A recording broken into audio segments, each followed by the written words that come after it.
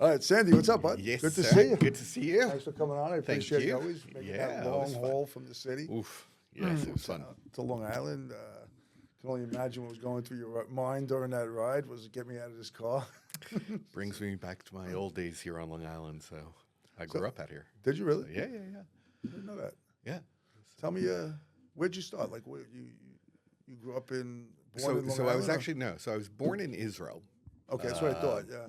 Came to the States when I was a toddler, like 2 years old. Okay. And then we lived on Long Island. My dad was a clergyman, a cantor. So we moved a lot, congregations and that, but mostly. So the cantor's the singer, right? Yeah, the singing version of the rabbi. And so we moved around. So mostly Nassau County and mostly around West Hempstead. But I did that's also right, yeah, 2 years of out here in Patchogue. So I was telling you that my middle school was actually here in Hauppauge at the time. That's right. Yeah. That's where I got it. Okay. Yeah. Wow. And when did you move out into the city? Well, I graduated high school at 16 and moved out to Los Angeles at that point. So I kind of took my escape from Long Island and spent 5 years out in Los Angeles for UCLA and then moved back to the city, and I've been in the city ever since. Did you graduate UCLA? Or? Yeah, UCLA undergrad, and then I did my master's here in New York. What did you go to school for? Undergrad was psychology, and master's was in journalism. Okay. And How'd you go from psychology to journalism? That's communications. Right? It's at the end of the day, it's still trying to understand people, and honestly, there's a path straight to real estate in it as well. Enough because people always ask, like, how do you get from psychology to journalism to real estate? I could see that more than that. But it's you know what it's about asking the right questions throughout all that process. It's interesting. If you're in psychology, you just want to understand people's motivations, and a lot of times it's the hidden motivations, right? And it's no different in journalism. What I learned was how to ask probing questions that would get the information that I need for I stuff. know that firsthand from you. Yeah. And dealing with clients nowadays is exactly the same thing. So I think that's one of the strengths that I had when I switched over into real estate was being able to understand when people have ideas in their head, but they're not necessarily fully formed, right? And so, look, I tell my agents all the time, the worst day in your career is going to be the day where you've spent 2 months showing a client exactly what they said they wanted to see, right? Between 72nd Street and 86th Street, between Amsterdam and Columbus, and you showed them everything there. And then one day they call you and say, "Oh, I'm so sorry. We just found another place on our own." On 86th Street and 2nd Avenue. Exactly. Basically 3 blocks outside of that range. And at the end of the day, the reason that happened is because you didn't ask the right questions. Didn't do the homework. You understood what they wanted, what they said they wanted, but there's usually a reason underneath that. And if you can't get to that hidden motivation, then you always run the risk of losing that client. Yeah, losing that client, So- losing that deal. Take me through your process. So you end up graduating. You get into journalism. Yep. What did you So I spent freelance at first, or working for somebody? Believe it or not, I actually went straight from college and started my own publication. Oh, pretty cool. Okay. And it was a nonprofit organization that I took over, and I created a national student news magazine that's actually still going to today. Oh, wow. We turned it over every 2-3 years. We turn it over to new recent graduates, so that it's still Gives them the by experience. students for students. But I sit on their board now and have helped them. It's been now 30 plus years. That's It's awesome. been great. Yeah, That's pretty cool. yeah. So So started with that, but also was working in a lot of the community newspapers in the city. I don't know if you remember the old, like, West Side Spirit and Our Town. It's all the little neighborhood ones. So I worked for them for a bunch of years. Other was that like a community penny saver or publications. just a? Not penny saver, but more like I'm just trying to think what would Village be a good Voice? show. kind of a Village Voice, but even more niche for that neighborhood and area in that. And there was like one publisher that owned a lot of these local publications. Even like they owned like dance papers out here in the Hamptons, right? That type of publication, but they had them in the city as well. That's interesting. And so I worked with them for a bunch of years, wanted to kind of take it to the next level. But back in the day, like if you really wanted to do well in journalism, a lot of times you had to like pay your dues by going out to some like little town out in nowhere and Wisconsin. Or yeah, and spending 3 years doing, daily reporting and this and that. I knew I was not going to do that. I'm a city boy. Sure. Even Los Angeles was too small for me, so I had to come back here. So I had to figure out how I could jump some rungs on that ladder enough. And honestly, it's the same thing that I used when I got into real estate afterwards. So I decided to go back to get my master's, but started creating relationships and put myself in situations where I could do one or two cool things that made it seem like I've done probably 50 or 100 of these things instead. But no one looks at 50 or 100 of your clips. They only look at like 2 or 3 of them. So you give them the best stuff, and they think that you're, oh, shit, yeah. So I had a couple pieces in the Times, New York Times early. I was doing some freelance for the Daily News enough. And so I was just able to leverage that along with, taking a step back and becoming an intern at Newsweek at 30. Wow. Unpaid intern at 30 years old. But that turned into a full-time job that I was there for 7 years as an editor and writer before I kind of saw where print media was going. And that's when I decided, okay, time for a change. And I looked around and I was like, you can't live in Manhattan without being fascinated by real estate. It's like our obsession. So I said, you know what? I'll do it for 6 months. If I hate it, I'll have a great article or book to write about the seamy underside of Manhattan real estate. And then the weirdest thing happened was I started doing it and I absolutely fell in love with it. And it was just, besides the fact that it was so much more money than I ever made as a journalist.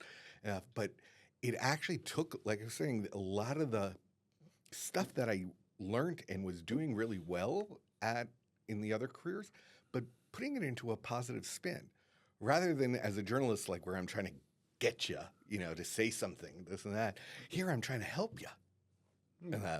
And so it actually became Do you like that? very fulfilling. So it had to be, I guess. Right? Yeah, at that point, I enjoyed the other stuff as well. It's sure always you fun did, to, Get somebody but to say something. yeah.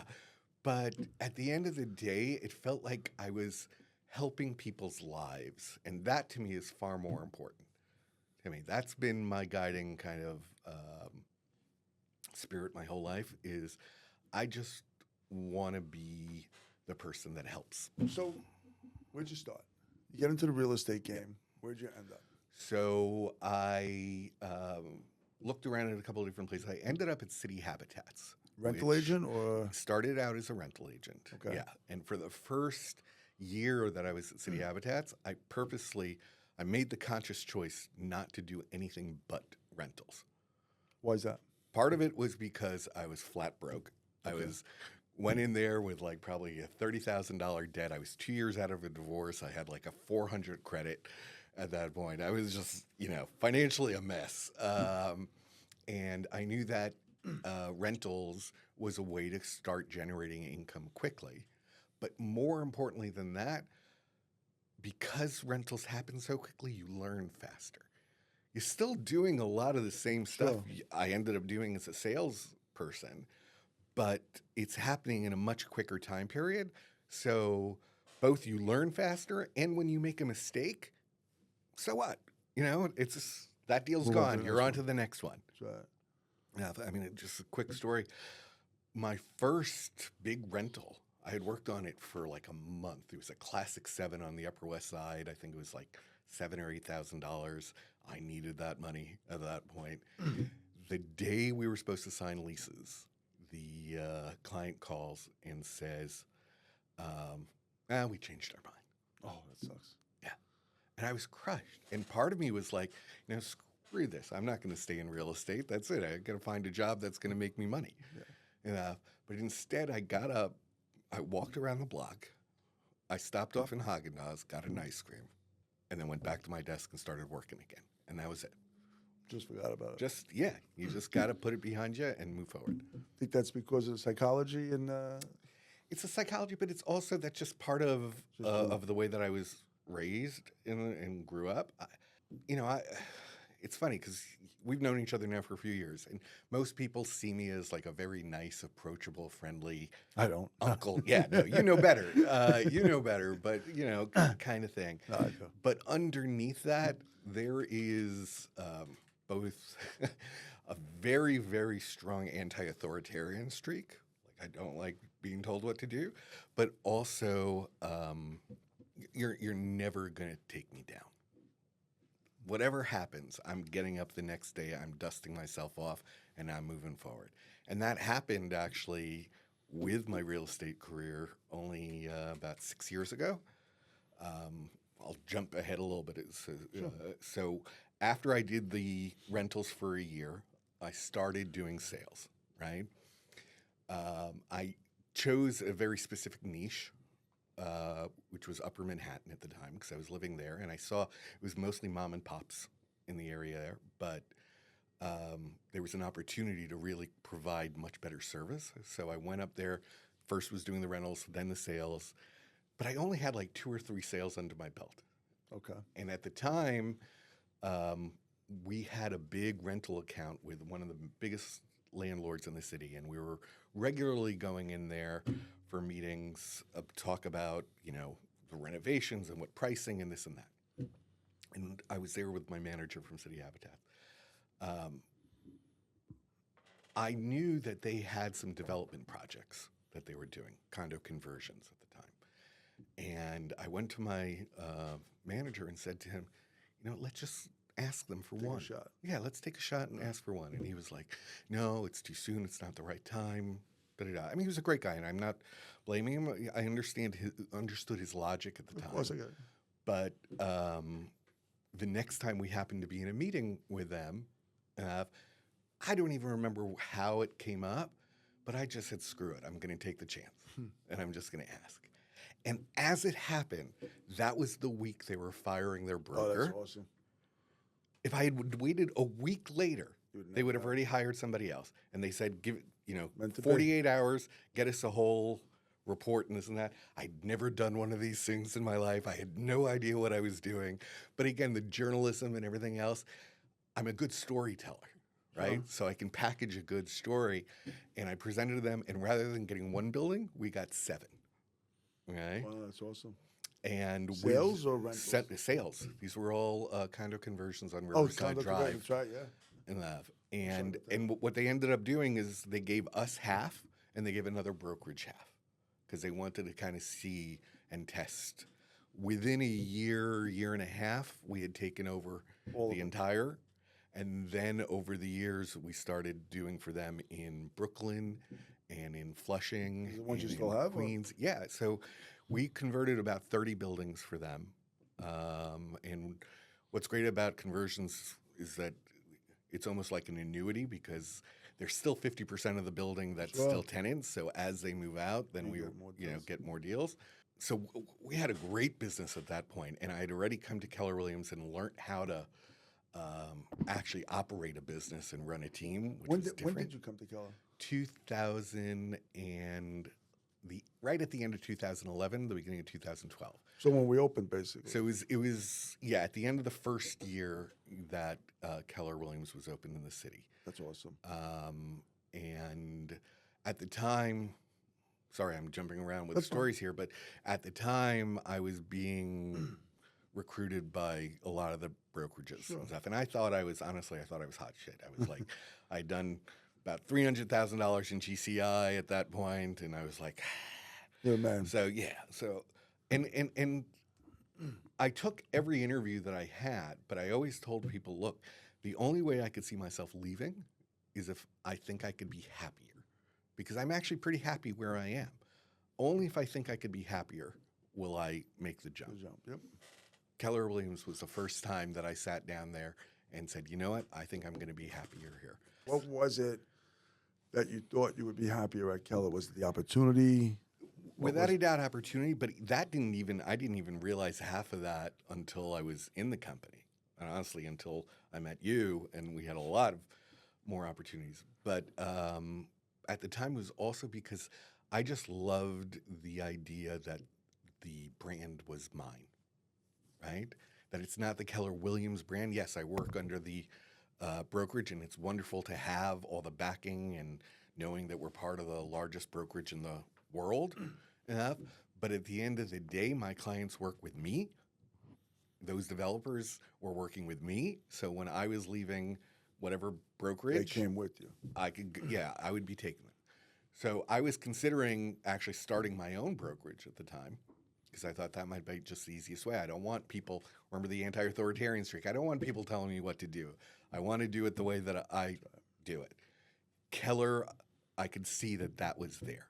It's funny you said that. I was just having a conversation with somebody else about this. We were talking about franchises. Mm-hmm. And I came from a small brokerage. It was called America's Bravest. Then I bought into an exit. And then after that, and realizing that, I said, I don't want to be part of the brokerage world anymore. And I went to Keller because the same exact reason, I can open up my own brand within the brand. Exactly. And then you have that, that bigger power over you, but it's still yours. So it's the Amato team under Keller Williams, and then you can grow that. And you're running a business within a business. And a lot of people don't realize that. It's a big part of our world. But knowing that I have, people like you or Gary Keller or, any of the top rainmakers that I work with across the country, knowing that they have my back makes it so much easier for me now to build my brand, knowing that, hey, if I have a question, I can turn to you. I can turn to somebody else. If I had gone out on my own, I wouldn't have had that. That's right. And it would have probably cost me more to do it than had the cap that I give to the office. That's so interesting. So why don't we take a step back even to where we met? When was it? Do you remember what? I'm going to test you here. Where did we meet?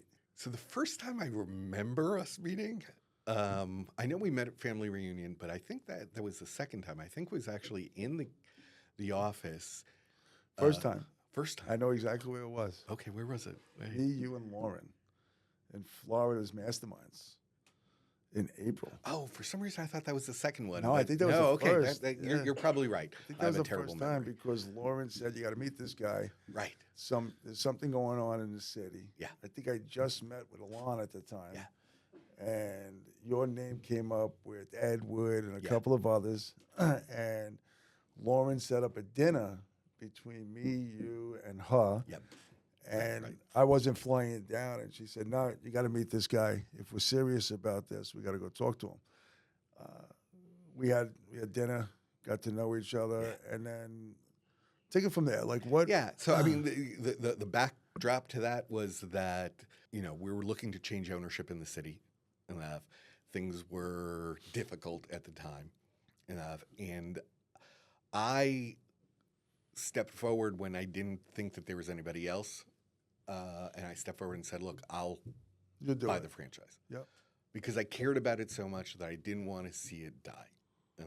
So I said, you know what? I have my own team and it's going to be tough, but I'm going to do it. Yep. And then not long afterwards, you came into the picture. And for a little while, and we laugh about it now, but for a little while, it was almost felt like we were being set up against each other. Oh, I believe that too. There were people talking in my ear. There were people talking in your ear, and this and that. And more in your ear, because probably yes, because there was a lot of people to talk. Yeah. I mean, so we were both kind of vying for it and this and that. You ended up getting it, and we got it. Yeah, no. Yeah. I'm saying, but and I tell this to everybody over and over again. I go into your office on a daily basis. get on my knees and thank you for having taken it instead of me. Because honestly, then you brought me into your world, as an investor and as a partner in there. And it created so many more opportunities for me and for the company that there's no way that I would have been able to match your level of what you've done. And that's not just blowing smoke up. No, and I appreciate that. I actually know that. It was funny. I had conversations with Gary on this when we were getting going, and you know the whole thing about going there and talking about it, because we almost didn't get it, and it was all crazy at the time the way things were going. And me, and as much as I like Alon, we were butting heads at the time, and I really do like Alon. I know, I think everybody does. I think he's a good guy. I think he just. Who did I say this to? But it might have been Edward or somebody else where I said the city was at the right time. It was Alon's position to run in the beginning because we needed somebody like him to create Keller in the city. Because when Brody and them came to me way back when they came to Bayside, I said it would never make it in the city because it was a mom and pop atmosphere, Element, and not that Element's a mom and pop, but back then they were still considered Corcoran. Very local, hyper-local business. Yeah. And I said there's no way Keller was going to do it because Remax failed, this one failed, the exit didn't do too well, and it just wasn't, for at the time the money they were asking for just wasn't worth it to my world. And then I remember you guys succeeding at such a high level. I remember going back and seeing Brody in like a P.F. Chang's. I was like, well, now I'll buy in. And no, you won't. We're doing really well. And then, the whole turnover. But Alon's job was, in my opinion, and a humble opinion, I don't know if this was true, they needed a guy like him go in because it couldn't be run like a Keller at first because, again, I think the model was just so different that nobody would have understood it. So I think Alon and that group ran it like an Element in some way, and they didn't follow the model. Well, the franchise every time period needs its own general. Correct. Right? Yep. And he was the right one to get it going enough. By the time that we knew that it was time for a transition, things had gotten rocky in the office enough. And honestly, a bunch of people left. They went to different brokerages, this and that. I reached a point where I was like frustrated and going, God, maybe it's time. Yep, I remember that. But that was when I actually got on my coaching call with my MAPS coach, and for the I actually remember two times, two times that this has happened with him, and it's been the greatest gift of my life. He said to me, "Look for the opportunities, rather than cutting bait and stuff. Look for the opportunities." Right. And that's when we started getting into conversations about the franchise, and then later on partnering with you, and by staying open to that, it's completely transformed my life.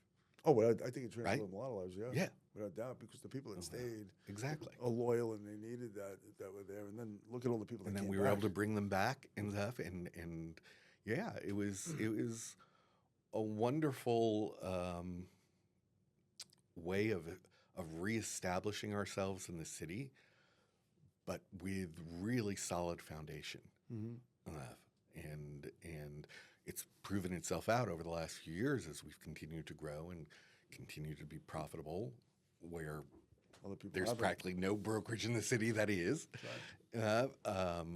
So there's a lot of wonderful things that have happened because of both of us looking at it, saying, "Oh, there's an opportunity here. Let's see what happens." And it was interesting, like that whole thing, because I when I came into it, and I knew I couldn't do it without you guys. I remember going into the meeting, and I was talking to Lauren after that meeting. I was like, "There's no way we're gonna make this work without them.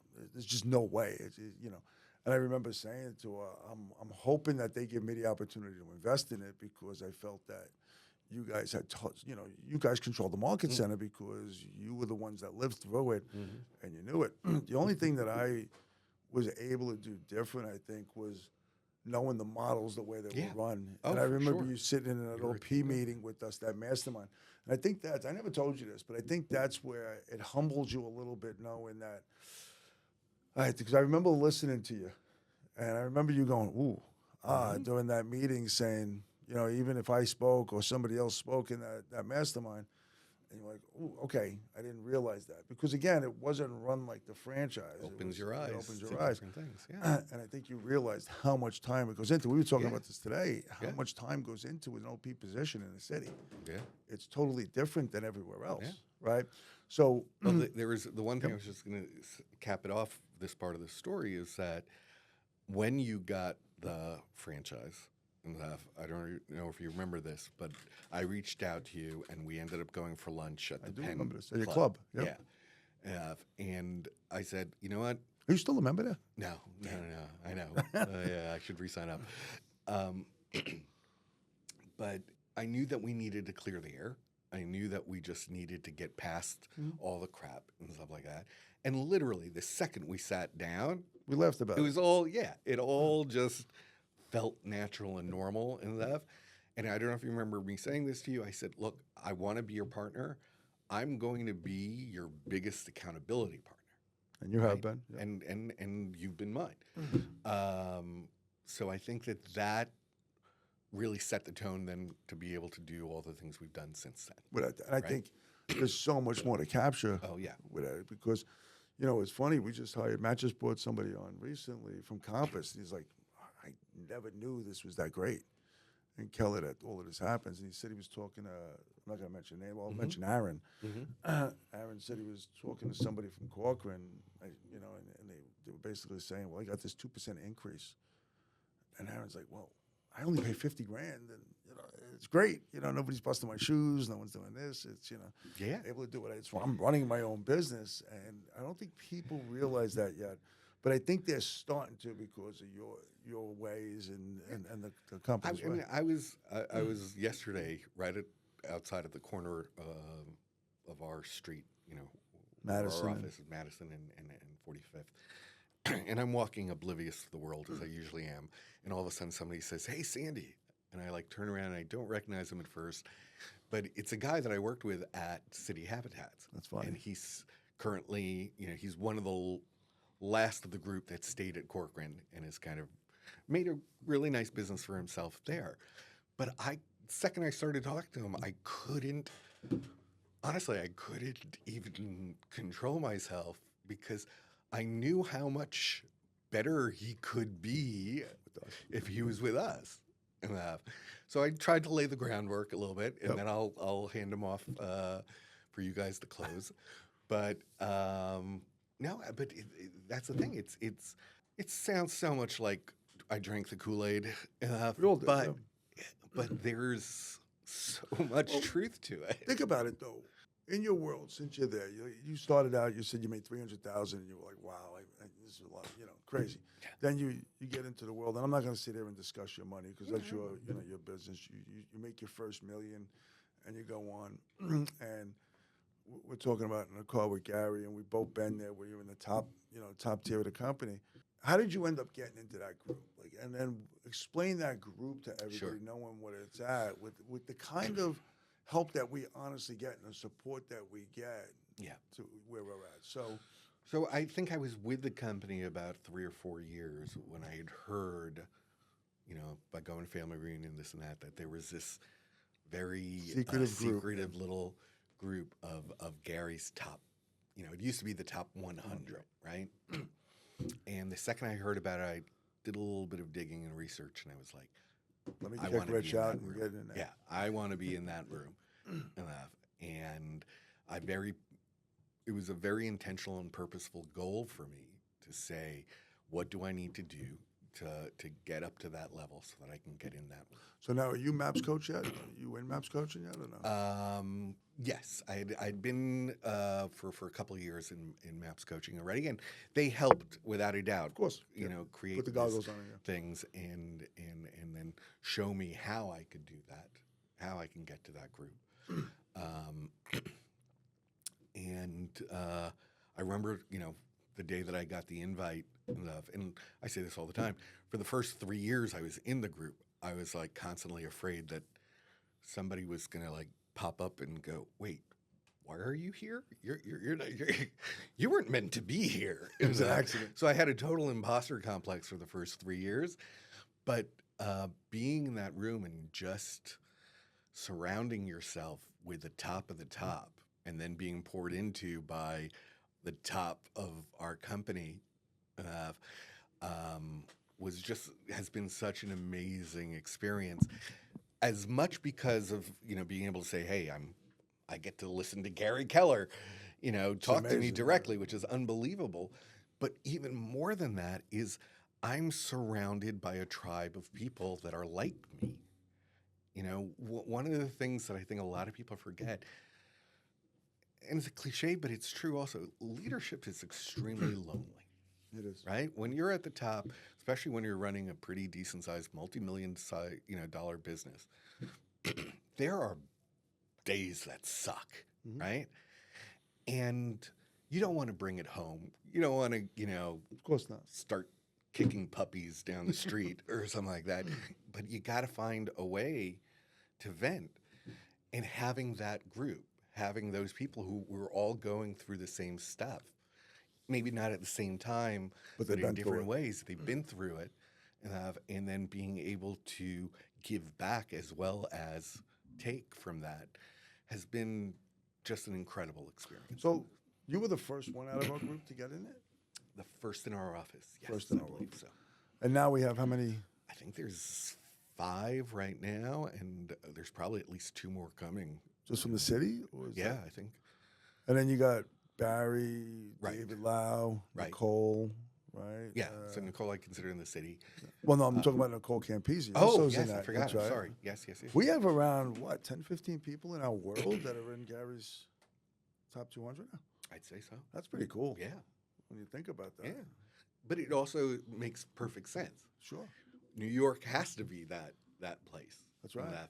And again, going back to the opportunities thing, one of the reasons the opportunities was looking at it and saying, yeah, I could switch to one of the other local firms Yeah. in the city. But where else am I going to have a platform where I have 700 offices around the country, however many countries we're in right Well, now? I was just going to ask you this before you go there. Because Sure. this is Let we're me going just to. cough for Yeah, one please. second. Excuse me. That's okay. How many relationships were created? And I think that's where you're going anyway, so I want to ask the question. How many Yeah. relationships were created because of that top, being in that group? 12. No, I can't give you an exact number, but I mean, You know what I'm saying, an though, incredible number of relationships, and that's the thing. And Because you give me referrals sometimes to Exactly. pass to my agents because you have all of these referrals. well, they're not necessarily in my area. Correct. They now think of me and Barry, the two of us are really the New York people, Yep. right? And so even if it's like in Saratoga, they might still Come to you. come to me, and I'm like, I wouldn't even know where Saratoga is on a map. But I can definitely find you somebody there because I've got a good enough circle. I'll call you That's right. and say, hey, who's the best person Saratoga. up there in Saratoga? That's right. And we'll send it over. So those kind of relationships and conversations, besides being just fulfilling in general, financially, I mean, roughly, I'd have to look at our numbers for this year, but I'd say about 30% of our resale business is just Keller Williams referrals. Wow. And I think, what was his name? I can't think of his name right now. One of the guys in our office is 50-something%, right? 50 to 65%. Yes. Yeah. There's a couple people in our office. And honestly, I learned that from people in our office. That's I insane. was not doing nearly as good a job of that until, and this is the amazing thing about Keller Williams. There was a panel where Melissa, I remember this. um, Was Seth on that or no? Seth, Yeah. yep, Melissa, Seth, and I can't remember who the third person was, who was talking about basically how to get more referrals out of fellow KW agents. That's right. I remember Right? that, yeah. This is It was their Erin. business. Erin might have been the Yeah, other it might have been Erin. But this is their business, and they're telling me How to do how it. I can go after the same thing. But we all understand that there's enough business out there that it's not gonna hurt Affect us. anybody. Yeah, it's not going to affect anything. So listening to Melissa and the others, they had a real plan of attack, how they were going to do it. And they said, hey, it could take you up to 2 years to, develop the relationships before you start really seeing the stuff. You're a smart guy, obviously, and one of the, you really are. And I think a lot of people in our office, especially all of them, I surround myself with Mm-hmm. smart people. One of the things Danny asked me this, Jeannie's daughter, what's your job like as a CEO? And, how do you manage people? And my answer was, you don't manage people, you lead them. Yeah. You can't manage people, you lead them. You can Yep. manage, systems, models, but you can't, you got to lead them, right? So I said, but what my job is to find really smart people around me and let them handle everything that they're handling, and stuff that they can't handle, I have to handle. And that's what I do every day, right? Is come in and do that. What makes our company so successful where we trust each other to share? Mm-hmm. In your mind, what do you think it is? It's I'll use the cliche first from the Kellerisms, right? We come from an abundance mindset rather than a scarcity mindset. Mm-hmm. It's not about fighting each other for every last dollar. Yep. We live in a city where there are plenty of apartments and there are plenty of sellers and buyers. And just because they don't like me doesn't mean that I'm not going to necessarily support my Somebody colleague else. next to me in that. To do it, and I celebrate with them when they get that and that. But why is that with us? Specific, I really do believe this with us. More so with Keller than anybody else, where we celebrate other people's. I'm happy. Yeah. And even if I was if I'm an agent now and I'm not in the OP position, I'm not in the broker world, I'm not an investor, I'm nothing, just an agent. And I don't mean that. I'm happy to be just an agent in some way. So I'm an agent, and you get a deal done. I'm happy for you, and I really am. I'm happy, and I think most of our company is like that.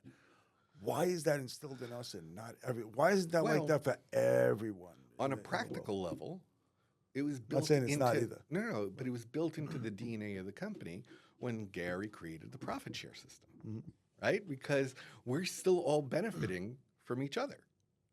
So it's not, you've already created a more cooperative environment rather than competitive environment, because the more that the company profits, the more that we're going to profit ourselves, right?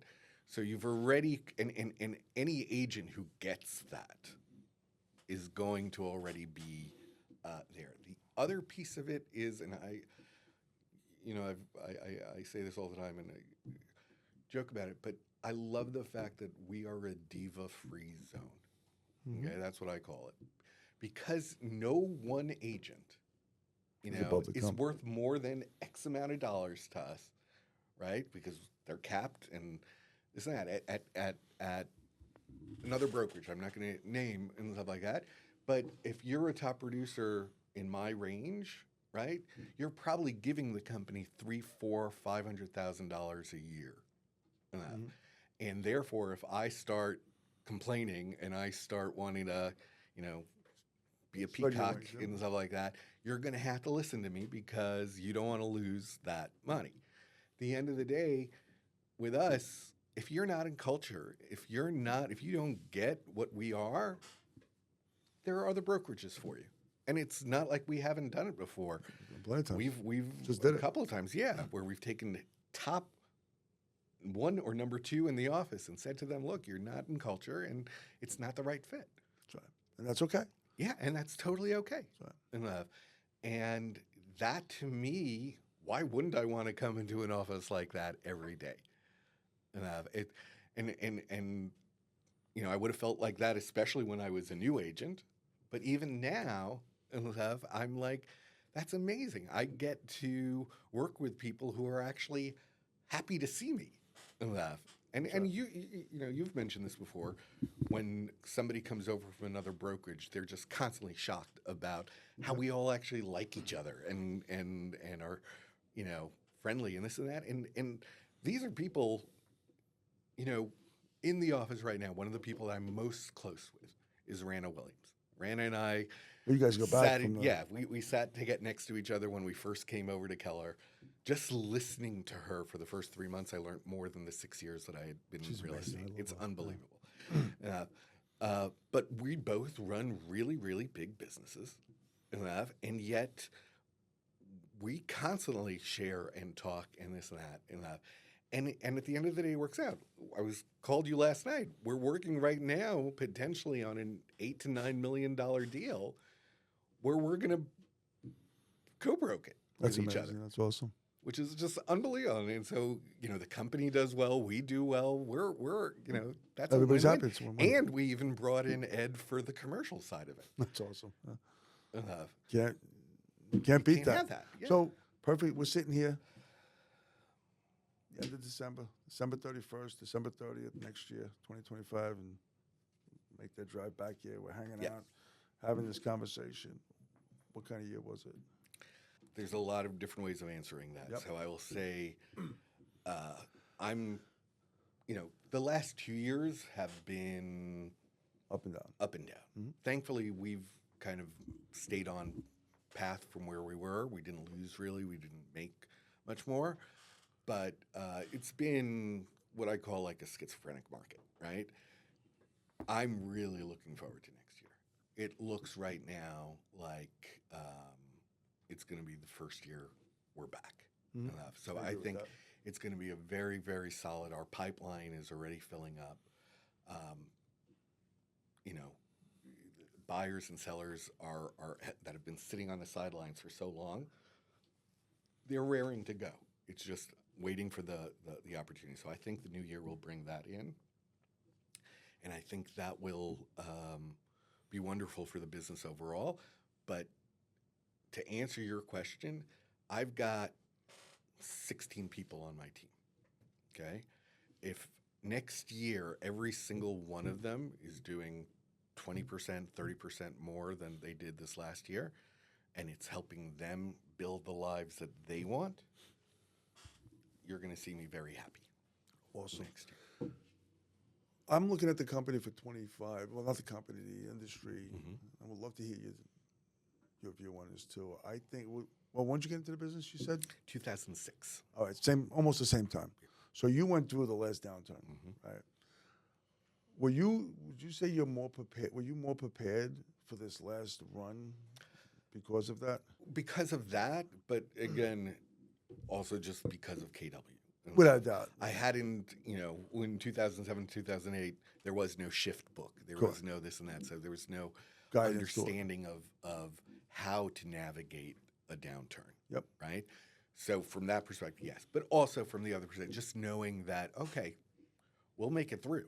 We just have to buckle down. We have to make sure, if anything, it's not we're going to make it through. We're going to come out of this better than we were. And we always do. Because Yeah. we're going to be taking more market share because a lot of agents are going to leave the industry. One of the biggest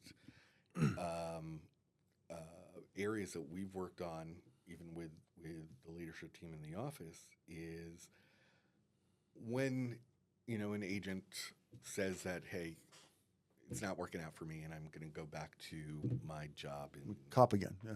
finance or whatever, this and that, right? We ask to meet with them before they disassociate because we want to give them the opportunity to leverage their database and all the work that they have already put in, all the time and effort. Let's make sure that you at least get something out of that, right? We'll do that for you, and we'll just pay you referral fees on all these sort of deals.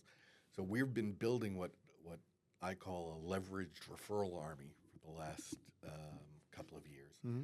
That's been bringing in a great amount of business, and it's a win-win for everybody. That's amazing. And so I'm looking at. Do you think somebody asked me what I see in the future, and I said you can't. It's the real estate world, but it is the only industry where you could predict. Right? It's got its ups and downs. You know what's going to happen, and I think we're going to rebound just as much because it has to. It's just the way the world is. For sure. But I see a little different. I see 2025, 26, maybe 27 good years, and then I think it's going to level out. I don't think we're going to have the growth that we had in the past, where it's constant. Like poof. And then I think for that level, it's going to level out, and then eventually it would dip, and we'll go through this again, and we'll come out stronger, and it's just the way the world's going to go.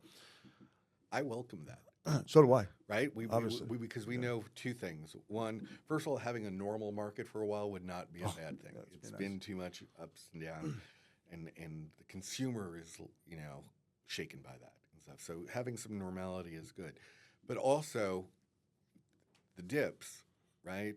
We know because you poured this into us, Gary's poured this into us. True wealth is built during downturns. That's right. Mm-hmm. Right? So I want to make sure I sock away all my pennies during the good years so that when it's necessarily the bad years, that's when I start looking for investments. That's when I start looking for long-term passive income opportunities, because that's where the opportunity is, you know? Let me finish one more question Yeah. for you, and this is going to be, never said this on the air, but I'm going to put us out there. What are you looking forward to more, Brooklyn or Smithtown? You know what's coming now. Now I'm putting it out there on the mic. I wanted to do that with you. So. Yeah.